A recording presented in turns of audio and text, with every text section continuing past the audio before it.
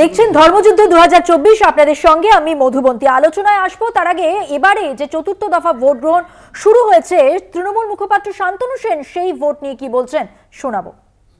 Politics, they have played with the prestige of women of West Bengal, and in protest of that is not only in this phase, in the coming 3 phases also, not only in Sondeshkhali, not only in West Bengal, but in the country as a whole, the entire women community will be giving a befitting reply to Bharatiya Janata Party.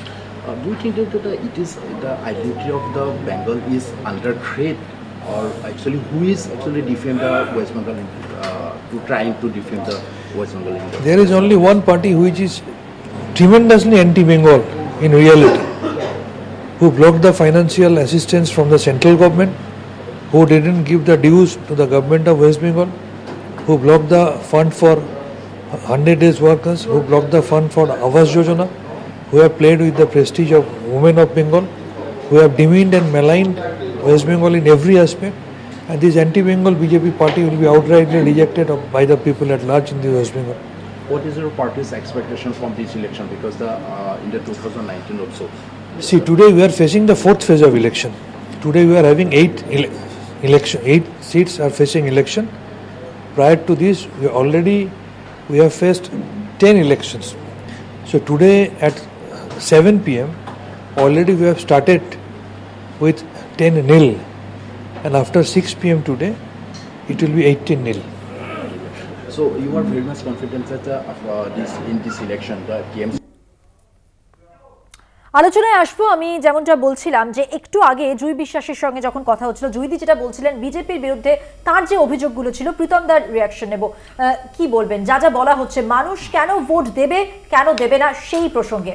না, আমি ধরুন আমি শুধু একটা কেন্দ্রের example দিচ্ছি। ধরুন আজকে বীরভূমে ভোট হচ্ছে, সেখানে জল জীবন মিশনে শুধু 1,53,012টা নতুন জল জীবন মিশনে নতুন কানেকশন পেয়েছে, মানুষের বাড়িতে বাড়িতে জল গেছে।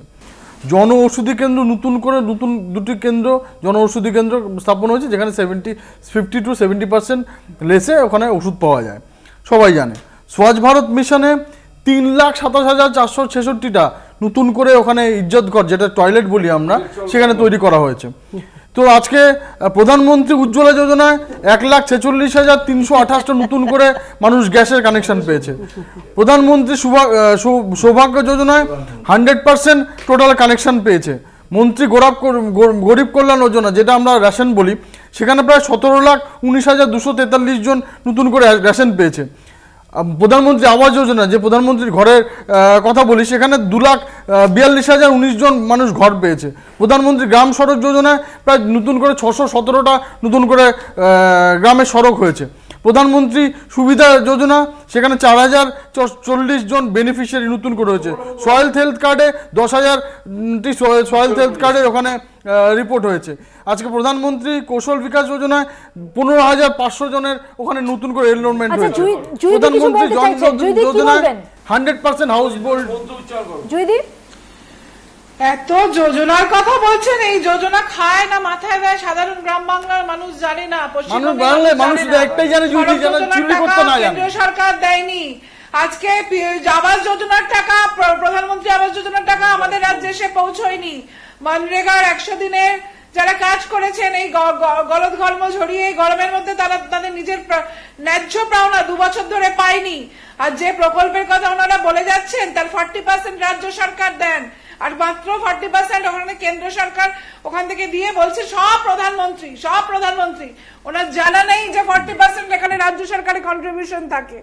সেকেন্ড কথা হচ্ছে, আমি যেটা বলবো সেটা হচ্ছে এই যে প্রকল্পের কথা বলছেন, এই প্রকল্প দিয়েছে 40% রাজ্য দিল, বাদ বাকিটা 60% প্রধানমন্ত্রী থেকে পেয়েছেন। সেই স্বীকার করলেন তো? Thank you very much. আমাদের মেনে নেওয়ার জন্য thank you, thank you very much, thank you. আজকে সারা দেশের মহিলারা আজকে পাচ্ছে না। আরে মহিলাদের সন্দেশখালীতে যান, মহিলাদের অবস্থা কি করছে, সন্দেশখালীতে যান। মহিলারা গ্যাস পাচ্ছে না। 2021 ন্যাশনাল মিডিয়ায় দেখানো হয়েছে এই অভিযোগ পাল্টা অভিযোগ চলবে। আমার মাঝে একটা দিকে একটা খবরে নজর রাখবো, অনুপস্থিত অনুব্রত, তবে থেমে নেই গুড় বাতাসা বিলি। বোলপুরে কি ছবি, না গুড় বাতাসা বিলি তৃণমূলের নকুলদানা গুড় বাতাসা একসময় বলেছিলেন কেষ্ট, ফেরার পথে ভোটারদের মধ্যে বিতরণ করলো তৃণমূল। দেখুন সেই ছবি। বাহ, যদি বলেই যাচ্ছে যাক না বলে কি অসুবিধা। দেখতে পাচ্ছেন সেই ছবি আপনারা, গুড় বাতাসা বিলি করা হলো ভোটারদের মধ্যে তৃণমূলের পক্ষ থেকে ভোট দিয়ে ফেরার পথে। কথা বলবো, আমাদের সঙ্গে রয়েছেন সেখানকারই প্রতিনিধি মনা বীরবংশী, কথা বলবো মনার সঙ্গে। মনা, ছবিতে যা দেখলাম অভূতপূর্ব, বোলপুরে গুড় বাতাসা বিলি তৃণমূলের পক্ষ থেকে, এবং যে প্রতিশ্রুতি একসময় দিয়েছিলেন অনুব্রত, সেই অনুব্রতহীন বীরভূমেই আজকে এই ছবি। হ্যাঁ দেখো, একেবারেই তাই মধুবন্তী। তুমি জানো যে চতুর্থ দফায় নির্বাচন চলছে লোকসভা, এবং তুমি জানো যে বীরভূম মানেই তো অবশ্যই বীরভূম জেলা তৃণমূল কংগ্রেসের সভাপতি অনুব্রত মণ্ডলের নাম উঠে আসে। কিন্তু তুমি জানো যে অনুব্রত মণ্ডল ক্যাটেল স্মাগলিং ঘটনায় বিগত প্রায় 2 বছর ধরে তিহার জেলে, দিল্লিতে বন্দী রয়েছে তিহার জেলে। ঠিক সে জায়গায় দাঁড়িয়ে কেষ্ট মণ্ডল কিন্তু এবার প্রথম বীরভূমে একটি বড় ভোট, বড় নির্বাচন, সেই নির্বাচনে কিন্তু অনুপস্থিত। কিন্তু কেষ্ট মণ্ডল অনুপস্থিত থাকলে কি হবে, তার যে দাওয়াই নকুলদানা গুড় বাতাসা, সেটি কিন্তু বীরভূমের বিশেষ করে বোলপুর লোকসভা কেন্দ্রের অধিকাংশ কিন্তু অঞ্চলে কিন্তু ঘুরছে, সেটা বলা যেতে পারে। দেখো, বোলপুর অনুব্রত মণ্ডলের গড়, সেই বোলপুর লোকসভা কেন্দ্রের গোয়ালপাড়াতে আমরা দেখলাম যে যেখানে ভোট গ্রহণ পর্ব চলছে, তার কিছুটা দূরে স্থানীয় যে তৃণমূল নেতা রয়েছেন বাবু দাস, তার নেতৃত্বে সেখানকার যারা তৃণমূল কংগ্রেসের কর্মীরা রয়েছেন, তারা দেখতে পাচ্ছি যে তারা একটি থালাতে করে সেখানে গুড় বাতাসা, নকুলদানা এবং সেগুলো নিয়ে রয়েছে, এবং যারা ভোট দিতে আসছেন বা ভোট বেরিয়ে যাচ্ছেন বা পথ চলতি মানুষ সকলকেই কিন্তু গুড় বাতাসা, একদমই সকলের মধ্যেই বিলি করা হচ্ছে গুড় বাতাসা, সেই ছবি ধরা পড়লো ক্যামেরায়। ধন্যবাদ মনা, তোমাকে। কথা বললাম আমাদের প্রতিনিধি মনা বীরবংশীর সঙ্গে। আর এবার কেতুগ্রামের খবরে নজর রাখবো। খুনের ঘটনায় গ্রেফতার সিভিক ভলেন্টিয়ার। কেতুগ্রামে তৃণমূল কর্মী খুন, যেখানে এখনো পর্যন্ত 2 জনকে গ্রেফতার করা হয়েছে। ধৃতদের মধ্যে একজন সিভিক ভলেন্টিয়ার রয়েছেন। 7 দিনের পুলিশ হেফাজত সিভিক ভলেন্টিয়ারে। কেতুগ্রামে যে ঘটনা ঘটেছে সেখানে অভিযোগের তীর আমরা জানি সিপিএম এর বিরুদ্ধে। কেতুগ্রামে খুনে আটক 2 জন, তাদের গ্রেফতার করা হয়েছে। তৃণমূল কর্মীকে খুনের ঘটনা এখনো পর্যন্ত 2 জনকে গ্রেফতার করা হয়েছে, যেখানে একজন সিভিক ভলেন্টিয়ার রয়েছেন।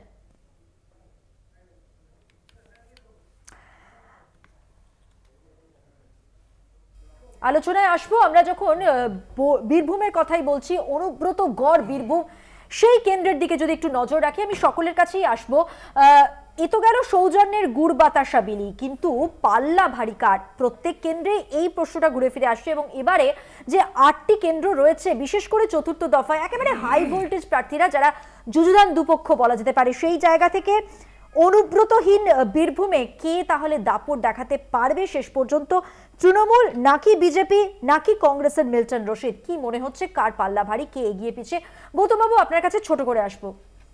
না, বিষয় হচ্ছে যে কেন্দ্রীয়, আপনারা যেটা চাইছেন যে কেন্দ্রভিত্তিক আলোচনা, তো কেন্দ্রভিত্তিক আলোচনাটা নির্ভর করবে অ্যাবসলিউটলি নীতির উপরে দাঁড়িয়ে। লোকসভা নির্বাচনটা হচ্ছে নীতির উপরে দাঁড়িয়ে। দেশে অপুষ্টি বাড়ছে, অশিক্ষা বাড়ছে, মুশকিল হয়ে গেছে। প্রীতম, যদি তুমি বলার সময় বলো, আমি বলছি যে দেশে অপুষ্টি বাড়ছে, বেকারি বাড়ছে, বুভুক্ষা বাড়ছে, দারিদ্র বাড়ছে, আর মানুষ হই হই করে বিজেপির পক্ষে ভোট দেবে এটা আমি মনে করি না। মানুষই ইতিহাস রচনা করে, মানুষই পাল্টায়, এবং মানুষই যারা বিশ্বাস থাকে তারাই আবার সেই বিশ্বাস ভঙ্গের ঘটনা ঘটলে বিশ্বাস ভঙ্গের জন্য তার প্রায়শ্চিত্ত করতে হয়। রাজনৈতিক দলকে করতে হয়, রাজনৈতিক নেতাদের করতে হয়। আমি মনে করি গোটা দেশ জুড়ে বিজেপি যে ধরনের ইলেকট্রাল বন্ড থেকে শুরু করে, হাতরাস উন্নার থেকে শুরু করে, নারী নির্যাতন, মহিলা কুস্তিগুলির উপর আক্রমণ থেকে শুরু করে, এবং ধর্মীয় বিভাজন যেভাবে গোটা দেশ জুড়ে করেছে, তাতে বিজেপির পক্ষে ভারতবর্ষের ধর্মনিরপেক্ষ গণতান্ত্রিক মানুষ ভোট দিতে পারেন না।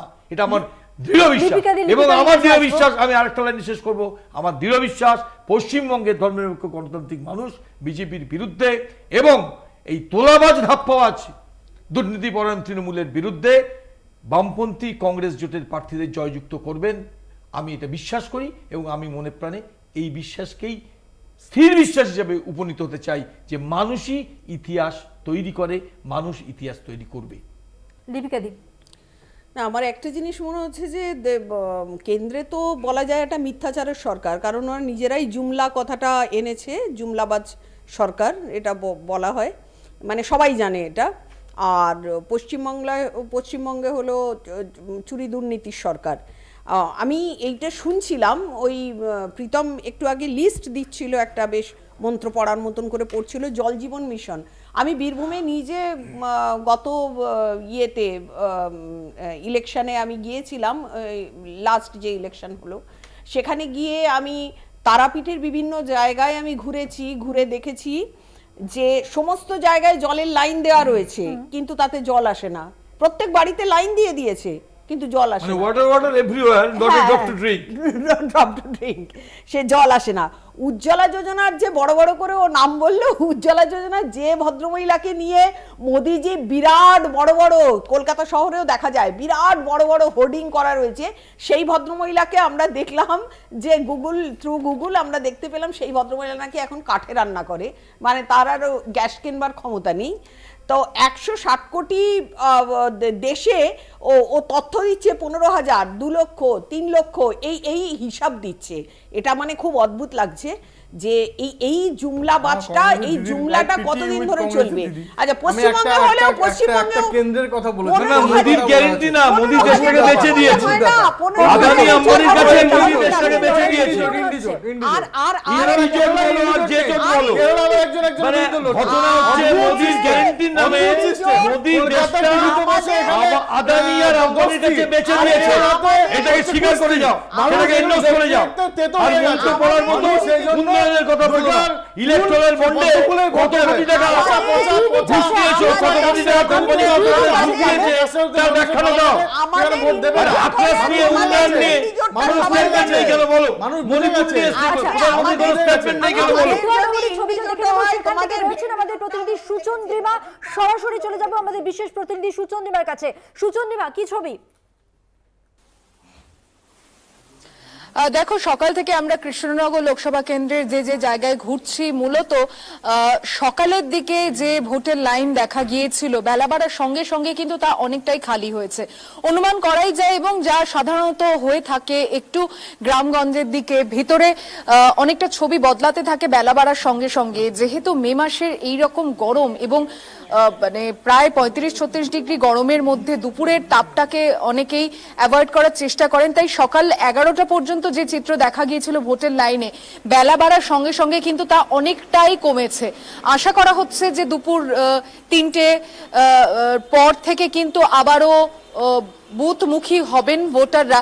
তবে এখনো পর্যন্ত আমি যে জায়গাগুলোতে মোটামুটি ঘুরেছি, কৃষ্ণনগর উত্তর, কৃষ্ণনগর দক্ষিণ, চাপড়াতে কিছু বিক্ষিপ্ত ঘটনার ছবি সামনে এসেছিল। সেখানে চাপড়া 2 নম্বর ব্লকে সেখানে তৃণমূল এবং বিজেপির মধ্যে একটি সংঘর্ষের ঘটনা ঘটে। বুথের সামনে সেখানে ভোটারদের প্রভাবিত করার অভিযোগ উঠছিল দুপক্ষের বিরুদ্ধে, তারা একে অপরের সাথে হাতাহাতিতে জড়িয়ে পড়েন। কিন্তু নাকাশিপাড়া, চাপড়ার পরে নাকাশিপাড়াতে আমি ঘুরলাম, সেখানেও কিন্তু অনেকটাই হালকা মেজাজে লোকে আসছেন, ভোট দিচ্ছেন, শান্তিপূর্ণ পরিবেশে চলে যাচ্ছেন। এবার আমি চলে এসেছি বেতুয়া ডহরিতে সেদিন যেখানে মহুয়া মৈত্র প্রচার পর্ব শেষ করেছিলেন সেই এলাকা, বাজার এলাকা, হসপিটাল মোড় এলাকা, জনবহুল এলাকা অবশ্যই, কিন্তু ভোটের লাইনে কিন্তু সেটা খুব একটা যে বোঝা যাচ্ছে তা কিন্তু নয়। দুটো বুথ রয়েছে এই স্কুলের মধ্যে, 105 এবং 106, যেখানে সাধারণভাবে ভোটের লাইন যেরকম ভাবে পড়ে সেই ছবি কিন্তু এখন অনেকটাই দেখা যাচ্ছে না। হাতে গোনা তারা ভোট দিতে এসেছেন, এবং অবশ্যই স্কুলের ভেতর অনেকটা বড় জায়গা, এখানে যদি বেশি লোকও আমরা যখন এসেছিলাম এর থেকে হয়তো আর কয়েকজন বেশি ছিলেন, তারাও শান্তিপূর্ণভাবে ভোট দিয়ে বেরিয়ে গিয়েছে। আপাতত এই চিত্রই উঠে আসছে। প্রার্থীর দেখা এখনো পর্যন্ত সকাল থেকে খুব একটা বিশেষ করে দেখা যাচ্ছে না। তৃণমূল কংগ্রেসের মহুয়া মৈত্র এবং বিজেপির প্রার্থী রানিমা অমৃতা রায়, আর বাম প্রার্থী যিনি কিছুক্ষণ আগে চাপড়াতে যে অভিযোগ আসছিল যে সিপিএম কর্মী ভোটারদের প্রভাবিত করা হচ্ছিল, সেই মোহাম্মদ সাদি তিনি এলাকাতে এসেছিলেন, যার অভিযোগের ভিত্তিতে কিন্তু ইলেকশন কমিশনে যে অভিযোগ জানানো হয়েছিল কুইক রেসপন্স টিম সেখানে গিয়ে কিন্তু পর্যবেক্ষণও করেন। চাপড়া থেকে আমরা নাকাশিপাড়ার দিকে যখনই এসেছি, মূলত যে এলাকা দিয়ে ওখানে আসা, এখানে সংখ্যালঘু ভোট সংখ্যাটা একটা খুব বড় ফ্যাক্টর, অর্থাৎ তৃণমূল কংগ্রেসের যে কোর ভোটার সেইখানে সংখ্যালঘু ভোটারদের মধ্যে কিন্তু অনেকেই তারা বলছেন যে তারা তৃণমূলের সঙ্গে রয়েছে বা তারা তৃণমূলের কথা শুনতে চাইছে, যে মমতা বন্দ্যোপাধ্যায় এখানে এসে যে প্রচার করেছিলেন তারা উদ্বুদ্ধ। কিন্তু পঞ্চায়েত স্তরে যে জায়গাগুলোতে ঘুরেছি সেখানে কিন্তু আবার একেবারেই বিপরীত হাওয়া দেখা গিয়েছে মধুবন্তী। সেখানে পঞ্চায়েতে দীর্ঘ 30-35 বছর ধরে বিজেপির একটা হাওয়া পর্যন্ত ভোট গ্রহণ চলছে, যে ছবি তুমি আমাদের দেখালে সুচন্দ্রিমা, নজর রাখো তুমি। আপাতত ধন্যবাদ।